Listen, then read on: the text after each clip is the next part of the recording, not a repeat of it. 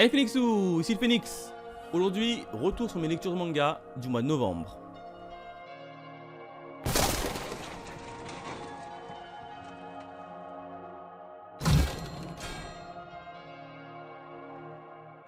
On démarre avec la maison d'édition Doki Doki, où j'ai lu le tome 7 de Why Nobody Remember My World, un magnifique petit tome pour moi. Dans ce tome là, qu'est-ce qui s'est passé? On a tout simplement la fin du combat qui oppose les humains contre les Célestins, ou plus précisément contre la petite faction qui s'était un peu rebellée contre les Célestins.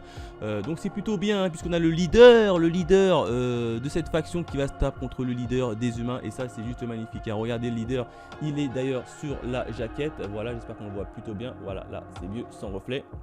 Magnifique petit combat, il y a des combats, des explosions de partout, et le graphisme est toujours aussi super bien dessiné. Hop, je vous montre rapidement.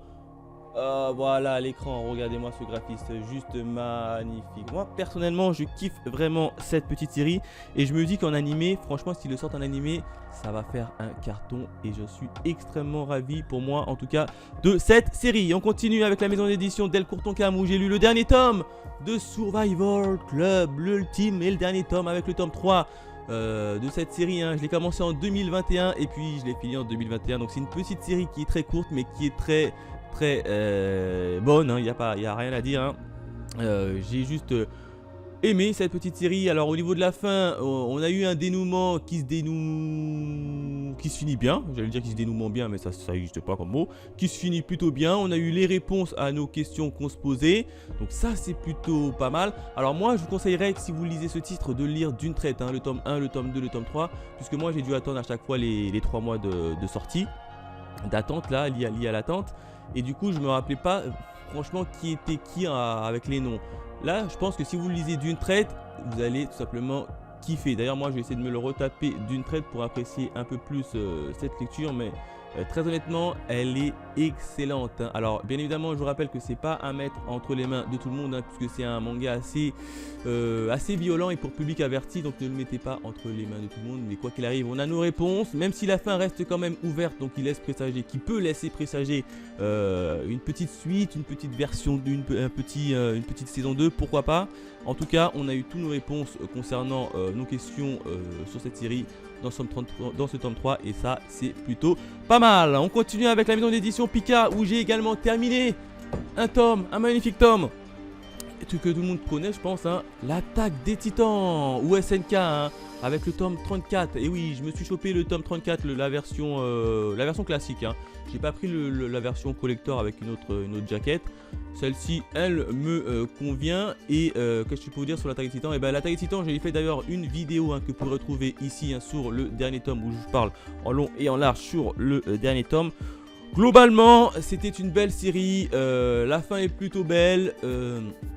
Tout nous est plutôt bien expliqué. Ah oui, et pour info, pour ceux qui ont vu ma dernière vidéo, bien évidemment je me suis rechopé le bon tome, puisque pour ceux qui ne savent pas, j'avais hérité d'un tome avec 2 fois le chapitre 39 en question, un au début et un à la fin. Du coup quand j'avais lu le tome 34, je m'étais tout simplement fait spoiler la fin comme un con, il n'y a pas à dire. Du coup là j'ai rechopé le tome 34, et puis là j'ai bien le tome, le chapitre manquant qui est ici, le chapitre 28, si je dis pas 128 si je dis pas de bêtises. Ouais, c'est ça. Donc là je suis plutôt content. Belle petite série, Bon, je pense que vous connaissez tous SNK. Donc d'ailleurs la saison finale est prévue pour bientôt, je sais plus quand, mais en tout cas l'attaque des titans, une valeur sûre. On continue avec une nouveauté chez la maison d'édition Kazé, avec Kaiju numéro 8. Et oui, le fameux Kaiju, je l'avais acheté parce que j'avais entendu beaucoup de personnes en parler que en bien. En plus il avait fait pas mal de promotions, de pubs un peu sur les réseaux sociaux. Puis je me suis dit je veux tenter le tome 1 et je veux voir de quoi ça raconte. Alors l'histoire rapidement, ça raconte quoi? On va tout simplement suivre un petit garçon qui s'appelle Kafka, enfin un petit garçon, un adulte même, il est adulte, un adulte qui s'appelle Kafka et qui a pour métier en fait de nettoyer les on va dire les cadavres des kaiju. Les kaiju, c'est quoi? C'est tout simplement eux qui sont sur la jaquette. Ce sont des monstres qui viennent un peu créer la zizanie au niveau des humains. Et puis il a été créé en fait une escadron un peu spéciale qui est chargée d'éliminer les kaiju. Et puis derrière, eh ben, il y a une autre escadron, si vous préférez, les nettoyeurs, qui nettoient un peu les cadavres et les traces des différents combats. Et ben, nous, on va suivre Kafka, qui dans un premier temps a voulu intégrer l'escadron pour se battre contre les kaiju, mais qui a tout simplement foiré l'examen et qui se retrouve maintenant à cette place où il est. Et ben, devinez quoi, sa vie va tout simplement basculer le jour où il va lui-même se transformer en kaiju. Voilà, je m'arrête là pour le scénario pour pas éviter trop de vous spoiler. Mais qu'est-ce que j'en ai pensé? Eh ben, c'est plutôt bon. Alors, je m'attendais pas à un titre assez bon. Je pensais que ça allait être un titre assez classique et qu'il avait fait pas mal parler de lui. Mais non, en fait, j'ai été quand même hypé et puis j'en ai eu pour mon hype. Pour mon hypant. Alors, on va inventer un nouveau mot. C'est plutôt bon, on a vraiment un petit Kafka qui va lui-même recevoir une nouvelle recrue qui va un peu le former, etc. Donc le duo entre Kafka et cette nouvelle recrue est plutôt bon. On va apprendre également que Kafka a également un passé avec un autre personnage que je vous ne dirai pas pour éviter de vous spoil. Bref, et en plus de ça, on va apprendre à la fin, il y a un cliffhanger magnifique sur les monstres, sur les kaiju qui va venir un peu scotcher tout le monde. Et en plus de ça, encore une fois, on a d'autres personnages qui semblent assez jeunes mais également très badass, très puissants. Non, franchement, kaiju, il y a pas mal de personnages assez intéressants à suivre. On a un bon passé, on a eu des bons combats et au niveau du style graphique, c'est plutôt bon, le style graphique. Moi, j'aime bien, c'est propre, il n'y a rien à dire. Je vais vous montrer rapidement une petite page, hop. Voilà, alors ça fait esprit shonen, mais c'est plutôt propre. Au niveau des scènes d'action, c'est bien fait, c'est beau, il n'y a rien à dire. Bref, de toute façon, je reviendrai en long et en large sur une vidéo un peu spécifique, comme vous le savez, sur une découverte manga, sur ce titre. Mais en tout cas, le tome 1, ça m'a beaucoup plu. On continue avec une autre fin chez les éditions Glénat. Et oui, aujourd'hui, c'est la saison des lectures de fin avec SNK, Survival Club. Et maintenant, on a Ajin, le tome 17. L'ultime et dernier tome de la série. Alors qu'est-ce que j'en ai pensé? Je suis venu également en long et en large dans une vidéo un peu spéciale que vous pourrez trouver juste ici. Alors globalement, je vous le dis tout de suite, la fin, j'ai pas aimé. La fin de Ajin, je l'ai pas aimé parce qu'il y a beaucoup eu trop de merdouilles. Disons les choses en vrai, il y a trop eu de merdouilles. Si vous voulez en savoir plus, j'ai fait une vidéo spécifique.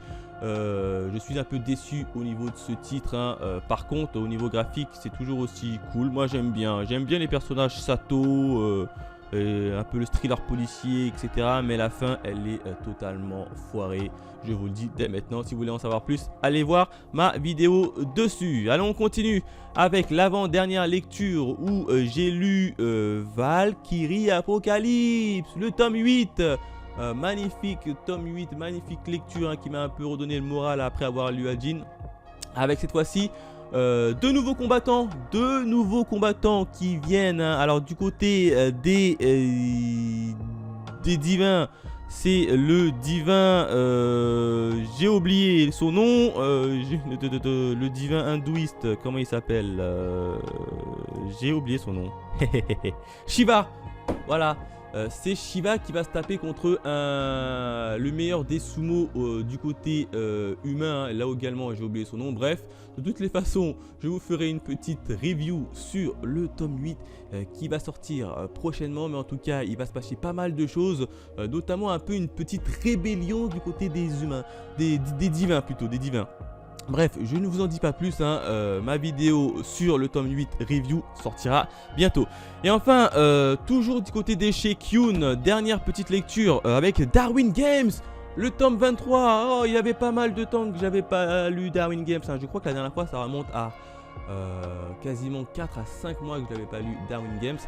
Bref, Darwin Games, tome 23, là aussi c'est passé pas mal de choses, hein, puisqu'on va enfin avoir le début des assauts, hein, un nouveau jeu, hein, le nouveau jeu qui a débuté entre les différentes factions de Darwin Games.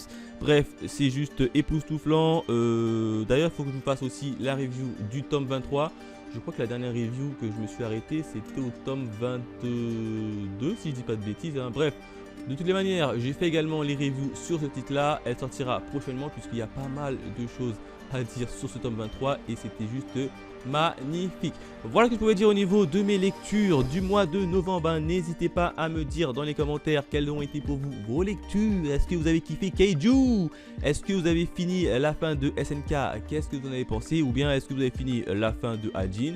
Qu'est-ce que vous en avez pensé? Ou bien si, est-ce que vous avez lu direct? Dites-moi si vous avez lu le dernier là, le dernier tome, Survivor Club, hein, le fameux tome 3 et qu'est-ce que vous en avez pensé dans sa globalité. Bref, tout ça m'intéresse, hein. Quant à nous, on se retrouve très vite pour de nouvelles aventures. Allez, bye les Phoenixous!